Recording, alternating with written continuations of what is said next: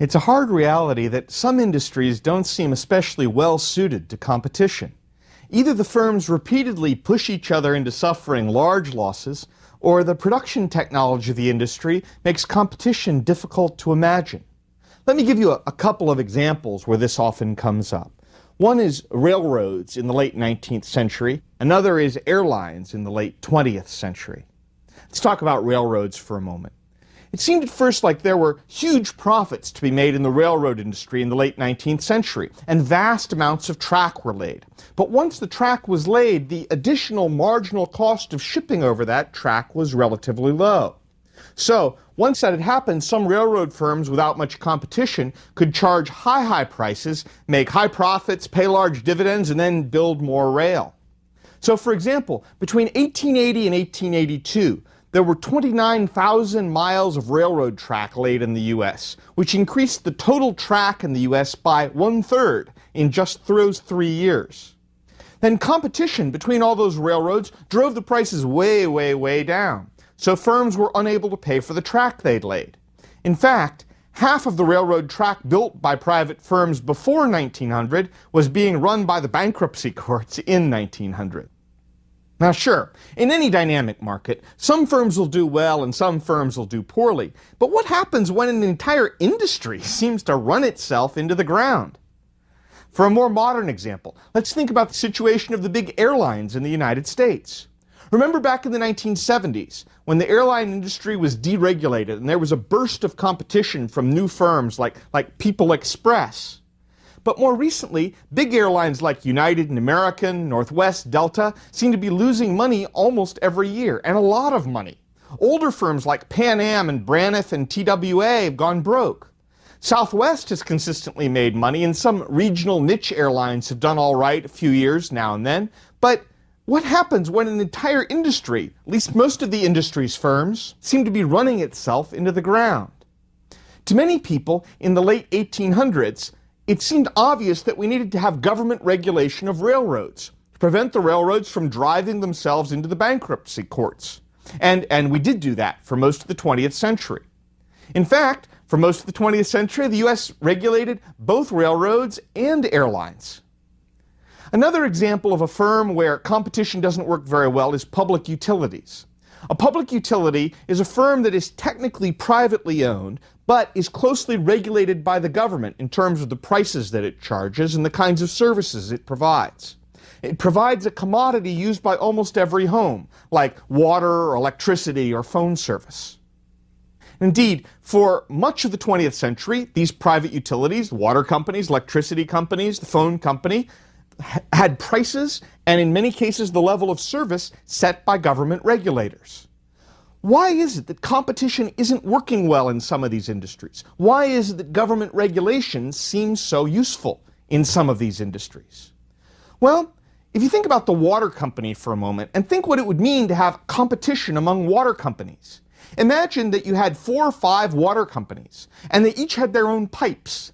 So you had 4 or 5 identical sets of pipes under the city, one for every company. So every household could choose its own provider of water. It'd be terribly costly to install all those duplicative systems of pipes. In fact, all of these industries, railroads, airlines, the others I've mentioned, where competition seems not to be working very well, have a common underlying economic characteristic. They involve networks of some kind. Either transportation networks in the case of railroads and airlines, or networks for distributing water and electricity. They tend to have a high cost of building the network, and then once the network is built, a relatively low cost of running the network. In the term that we used before in an earlier lecture, they form a natural monopoly. Remember, a natural monopoly exists when an industry has large economies of scale, so that a big, large established firm can produce at a lower average cost than any new entrants that come into the market. After all, the larger firm already has its network in place. It's paid for its network, and so now it can provide service at a fairly low cost. It's going to be very hard for a new entrant to come in. If that entrant comes in at a very small size, it won't have the big network. It won't be able to compete effectively. But if you just let the big company alone, then you're going to end up with a monopoly. Or alternatively, if you get a big entrant, if another water company tried to enter to compete with the water companies, or big airlines tried to enter, you end up with this scenario of ruinous competition, where the two really large firms both have very high fixed costs of providing their network, and when they charge low prices, they run each other into the ground. The result of this kind of tough competition is that both firms can end up driving each other into bankruptcy, or else they merged into a single firm and then we're back to monopoly again. Some of you who saw the popular 2004 movie The Aviator will recognize this argument as what the senator, played by Alan Alda, says to the Howard Hughes character, played by Leonardo DiCaprio. Basically says, look, Pan Am needs to have a monopoly over international air flights, because monopoly will serve the consumer better than having competition with TWA. That argument sounds like a bad guy argument in the movie, but there's some economic logic behind it. Now, society has various options for regulating an industry where competition doesn't seem to work well or where a natural monopoly might exist. And these different types of regulation will have different incentives for producers. So let me try and discuss some of the possible regulatory options. One option would be take the large company and break it into multiple competitors. But in the particular case we're discussing here, that isn't going to work very well. Remember, the reason that you have the big company in the first place is that the big company can produce at a low average cost. If you break it into small pieces, then each piece is going to be produced at a higher average cost. The small competitors can't take advantage of the same economies of scale. Those small competitors will either collude together as a monopoly, which isn't good, or they'll viciously compete and drive each other into bankruptcy, which is the problem we're sort of trying to avoid. So let me put this in a little more intuitive terms. If you're worried about the water company being a monopoly, setting up a duplicate water company is going to be wasteful, and the eventual result will either be back to monopoly again or ruinous competition between these two networks of water companies. So, if we're not going to try and break up these big companies, what's the next possibility? A possibility is called cost-plus regulation. And cost-plus regulation is more or less what it sounds like. It is setting a regulated price that the firm is allowed to charge by first calculating its cost of production, allowing for sort of the low normal level of profit that a competitive firm would make, and then setting the price to cover that cost plus a little bit of profit amount. This has been historically the most common method of setting prices for public utilities. It was also the method in which prices were set for the airlines and for the railroads for a long time. State commissions set these prices. And in fact, if you go back to 1887, which was the Interstate Commerce Act that first started regulating railroads, that's how they set the price for what would be carried on railroads from the late 1800s for almost a century up until the 1970s. When the airline industry was regulated by the Civil Aeronautics Board, that was how the Civil Aeronautics Board set prices for the airline industry through this cost-plus regulation. Now, what incentives does cost-plus regulation provide? Imagine that you're a producer and you're reimbursed for your costs plus a little bit more. Well, at a minimum, you have less reason to be concerned with your high costs. Because if you have high costs, you have cost-plus regulation. Those costs get passed along in the form of higher prices. Even worse, firms under cost-plus regulation have an incentive to generate high costs. An electrical company that's being regulated by cost-plus regulation might want to build huge electrical plants or employ lots and lots of staff, because what they can charge is linked to the costs that they incur. Moreover, you've got essentially no reason to innovate. After all, if you innovate in a way that saves a lot of money, what's going to happen? Well, cost plus regulation, your costs are lower, you're going to charge less, you don't come out ahead. So cost plus regulation sort of sounds like a reasonable way to regulate. In practice, the incentives it provides are not very attractive. What's the alternative? Well, the best alternative right now is probably something called price cap regulation. The idea of price cap regulation is that the regulator sets a price that the regulated firm can charge that extends out several years into the future. If the firm can cut costs by more than it predicts, then it could earn profits because it's guaranteed that it can charge that price for several years into the future. I first became aware of price cap regulation when they began trying it out in the California telephone market in the 1980s. What they did there was they sort of set the price cap by saying, let's look at what everyone is charging for phone service in other places. We're expecting the price of phone service to drop over time because of technological developments in the telecommunications industry. So we're going to look at other firms, we're going to look at the technology, and we're going to say, okay, we expect the phone price to drop over time, and your price cap is actually declining over time. In a way, we're going to create a kind of virtual competition. We're going to say what our expectation is of lower prices, and then we're going to force you to try and meet that expectation of lower prices over time. In that case, you can force a declining price of phone service over time. And the regulated firm is okay with that because if it has the freedom to cut its costs and earn profit, it can actually still make a profit even with the price going down over time. So the incentives of price cap regulation, where you set the price cap based on other firms and based on expectations of technological improvement, can actually be much better than the cost-plus approach. But any method of regulation faces the danger of what's called regulatory capture. The regulatory capture is the danger that regulators will start believing their job is to protect the industry profits and the industry workers rather than to protect competition and consumers. Now, if public utilities were all regulated by economist saints, then some form of price cap regulation with benchmarking might work pretty well. But government regulators are appointed by politicians. And so you have to say to yourself, who's going to get appointed? Who's actually going to be the regulator?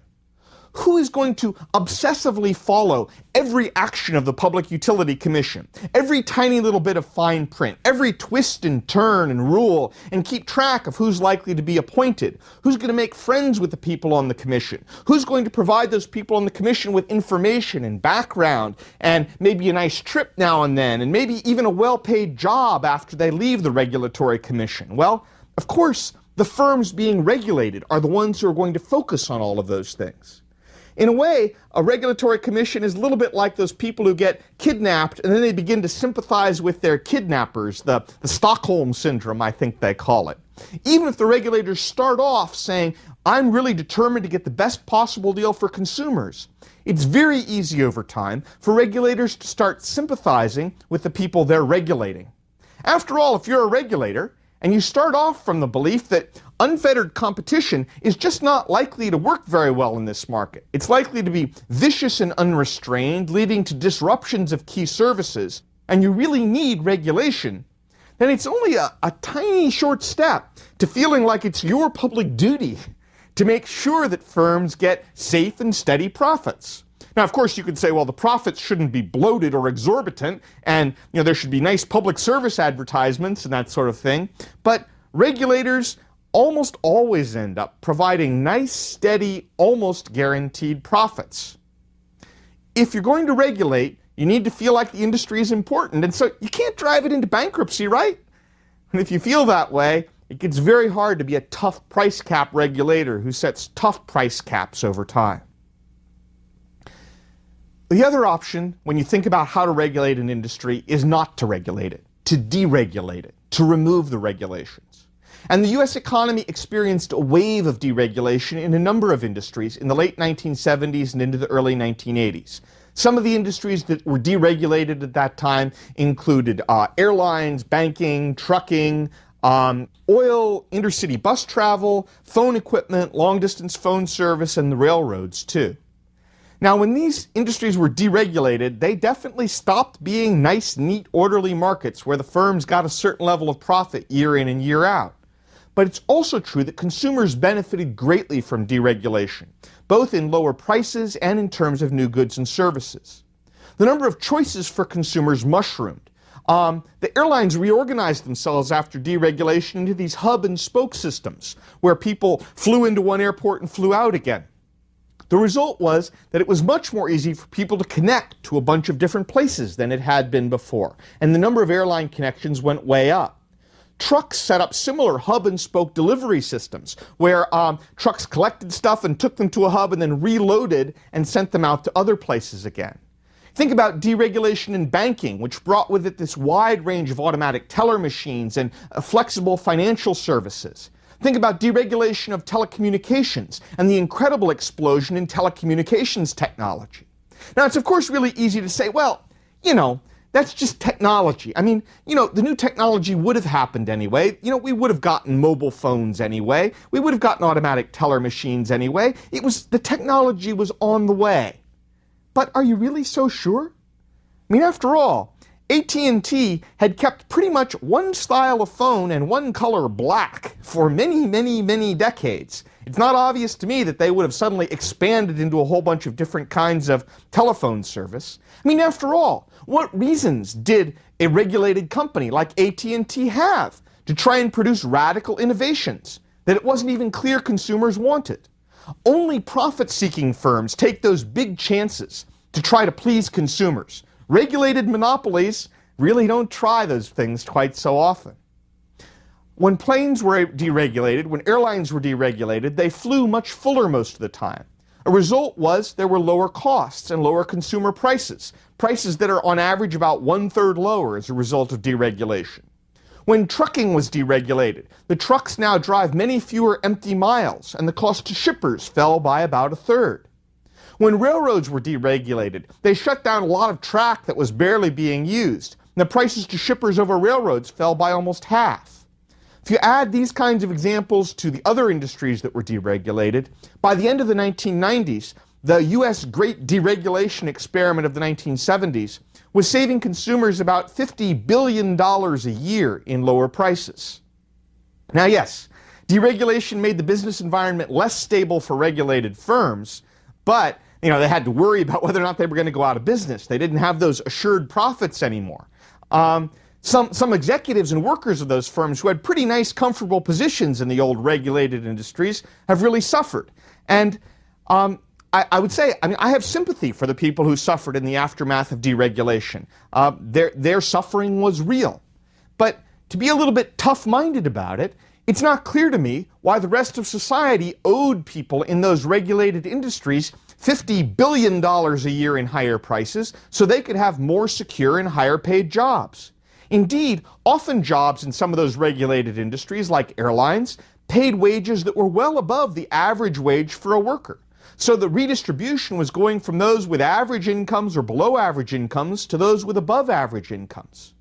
Now, I'm very comfortable with the idea that the government should help the poor, should help the unemployed, should help those who lose their jobs with some combination of income assistance and health care and training. But I am not comfortable with the idea that the government owes a group of high-income workers some set of rules on pricing that will restrict competition and force everyone to pay higher prices, so the lucky few people in that industry can have high-income jobs forever. Every time the government reduces a subsidy, after all, the person formerly receiving the subsidy suffers. But that doesn't mean subsidies should never be cut off. In the case of deregulation, some of those receiving the benefits of regulation did suffer, but that doesn't mean deregulation shouldn't have happened. Can these lessons of deregulation be extended to other industries? Even in cases where some regulation is needed, regulated industries might have one or more parts that could be carved off and left to competitive market forces. Maybe the best example of carving off some competitive pieces is the breakup of the former telephone monopolist AT&T. Remember, it was broken up into a long-distance firm, a telephone equipment firm, and several local phone companies. AT&T had a bunch of different pieces. And in that breakup of AT&T, when it turned into 7 different local phone companies across the regions of the U.S., a long-distance company, an equipment company, and a research company, all those firms became more competitive and more innovative as a result. The hope at the time was that the local phone companies would start competing with each other, but that's been relatively slow to happen. Now, however, with cell phones and wireless phone service, we're beginning to see a lot more competition even in the local phone market, which has brought down prices in the phone market and had a huge growth of new technology. There have been all sorts of new innovations. You can imagine other settings where an infusion of competition might help. Imagine a large city which has been providing its own garbage service for a long time. Now, garbage service is something where the network kind of kicks in. When a garbage truck goes down a street, it's cost effective to pick up everyone's garbage on the same day. And it might be cost effective to have only one or two big garbage dumps or big recycling plants. Still, what you can do in garbage collection is split the city into regions. Have firms bid on garbage collection for each region. Then after a few years, check on the performance and the cost and encourage competition as these firms would compete for collecting garbage in different parts of the city. Another way you could carve off some of city services. You can carve off things like cleaning services or repair services or cafeteria services, office supply services, building maintenance, laundry, renting of office space. Those are all things that don't need to be provided by one government provider, but instead could be provided in a more competitive way by a lot of local governments.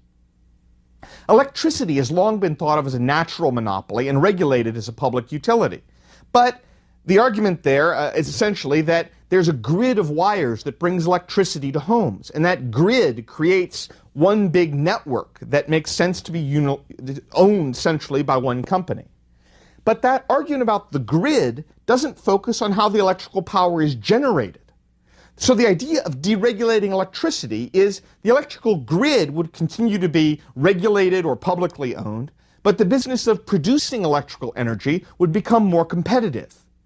This concern often has something of an environmentalist tinge, since the idea might be that wind power or solar power could be sold to the big electricity grid. Now, since 1989, the United Kingdom has tried out a variety of market arrangements for having electricity generators compete with each other. A number of U.S. states have also experimented with electricity deregulation in the 1990s.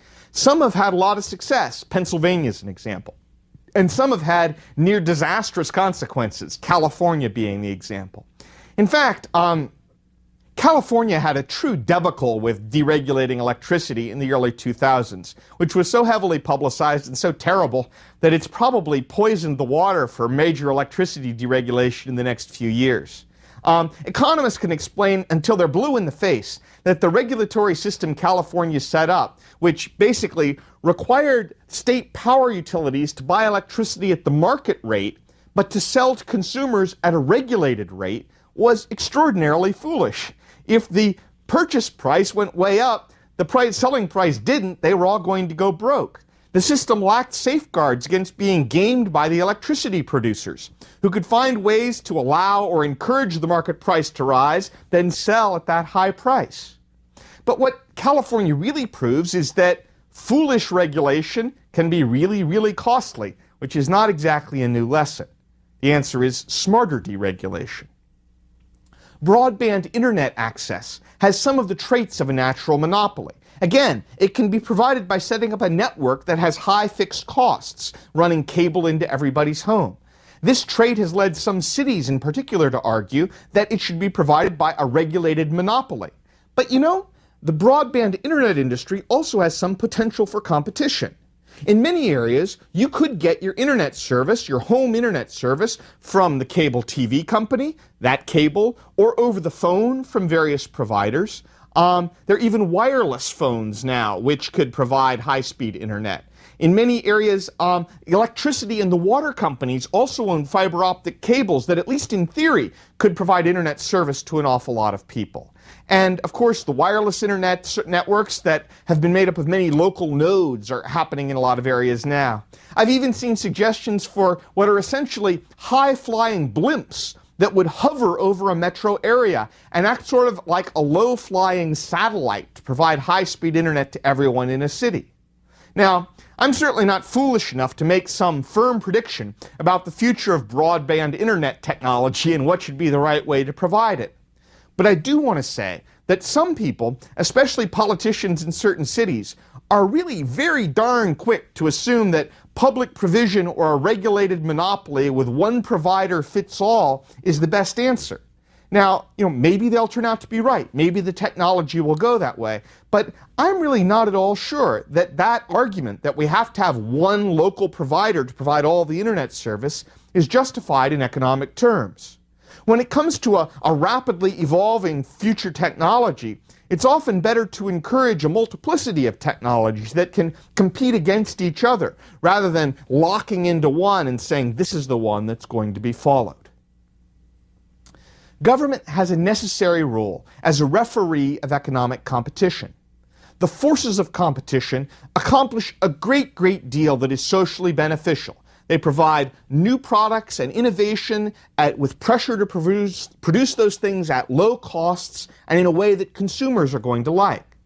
But in certain well-defined circumstances, when competition isn't working well or can't work well, government can have a useful role to play.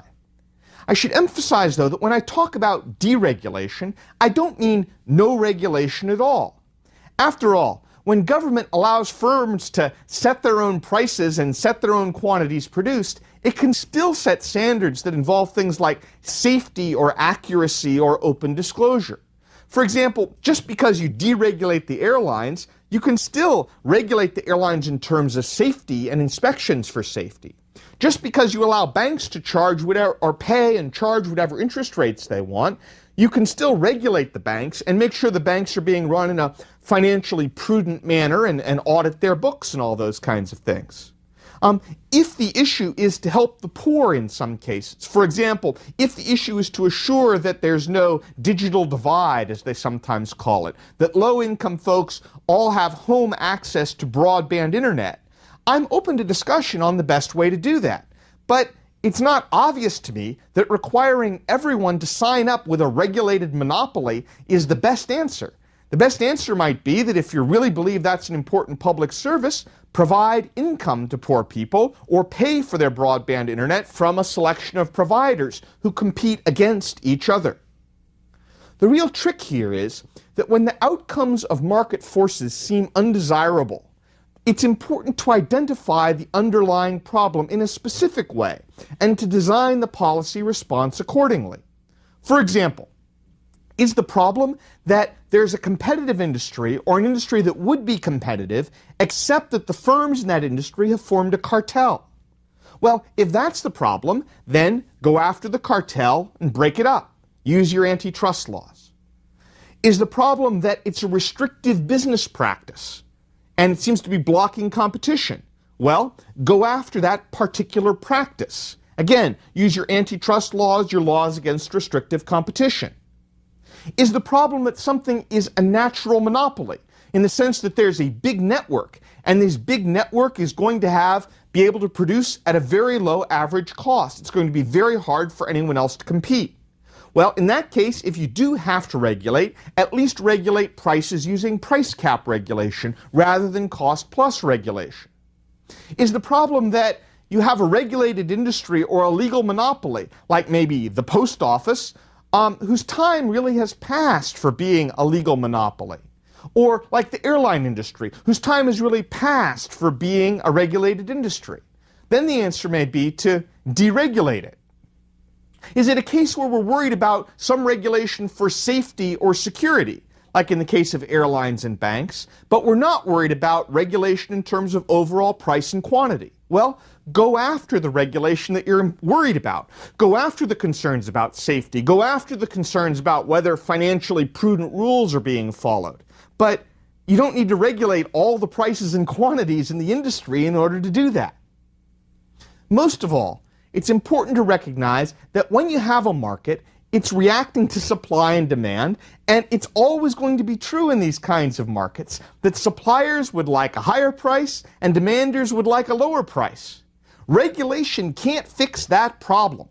Regulation is not going to be able to make sure that every consumer can have a low electricity bill, but electricity producers for solar power and wind power can get high prices to help encourage the supply of alternative energy. Regulation is always going to have to face the reality that some people are going to be unhappy with whatever price exists. Now, these lectures have focused on lack of competition and how, when there's a lack of competition, firms can take advantage of consumers. Future issues in the next few lectures will focus on other policy issues like pollution and poverty and many other issues as well. But ultimately, as we move on to those other issues, there's going to be one lesson that continues. And that is, the study of economics is always going to offer us a reminder to respect the power of market forces. When those forces are producing socially beneficial results, of course, it's not hard to respect them. We just let them roam free. But when market forces are producing undesirable outcomes, it's important for the economic policy to recognize those forces and to work with the market forces, even as it seeks to come up with socially preferred outcomes.